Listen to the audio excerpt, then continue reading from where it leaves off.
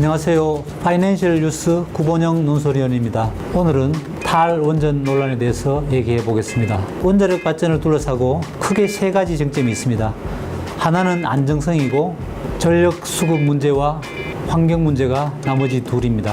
지난해 원전 사고를 소재로 한 영화 판도라가 큰 화제를 모았습니다. 원전에 대한 국민의 불안감을 반영하는 것 같습니다. 문재인 대통령도 지난달 19일 원전 안전성 확보를 국가 안보 문제로 인식하고 대처하겠다고 밝혔습니다. 그러나 원전 사고에 대한 과도한 공포심과 함께 성급한 탈원전 드라이브도 문제는 있어 보입니다. 그간 원전을 통한 값싼 전기로 산업의 국제 경쟁력을 확보한 우리입니다. 원전이나 석탄 발전소의 대안으로 액화 천연가스, 즉 LNG 발전소 확충을 대안으로 거론한 이들도 있습니다. 하지만 LNG는 카타르와 러시아, 미국 등 몇몇 나라에 편중된 자원이라 수급이 불안정하고 가격 부담 또한 만만치 않습니다. 무모한 탈원전 탈석탄은 몇 년 후 필연적으로 전력난을 초래해 우리 경제에 큰 주름살을 안길 가능성이 농후합니다. 원전을 신대생 에너지로 대체하면 된다는 주장도 있습니다. 하지만 태양광과 풍력 발전 등은 주전원으로는 부적합하다는 치명적 한계가 있습니다.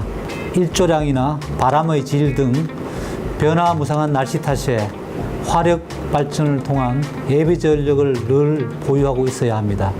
신재생 에너지가 대용량 전력을 일상적으로 공급할 기저 발전을 감당하기 어려운 제약 조건은 더 많습니다. 1기가와트 전력을 위해 원전은 여의도 면적의 20%만 있으면 되지만 태양광은 15배가 필요합니다.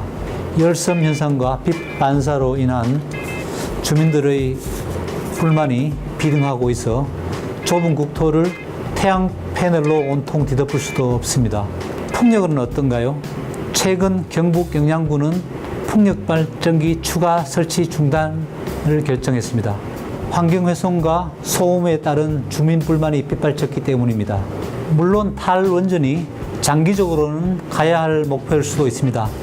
다만 독일이 30년을 준비해 탈원전을 선언했지만 원전 부국인 이웃 프랑스로부터 값싼 전력을 사서 쓰는 현실을 외면할 수도 없습니다. 우리나라는 전력을 이웃 국가로부터 빌려 쓸 수도 없는 고립된 섬이나 마찬가지입니다. 누울 자리를 보고 다리를 뻗어야겠습니다. 우리는 신고리 5, 6호기 공사를 중단했습니다. 하지만 같은 원전 모델을 짓고 있는 영국은 우리에게 기술 협력을 요청했습니다. 아직은 경제성이나 이산화탄소 배출 최소화 측면에서 원전만한 대체 에너지도 없습니다. 신재생 에너지의 경제성 확보 등 기술 혁신의 추이를 살펴보면서 원전과 화력 발전 의존도를 점진적으로 줄여가야 하겠습니다. 그것이 가장 합리적인 선택입니다.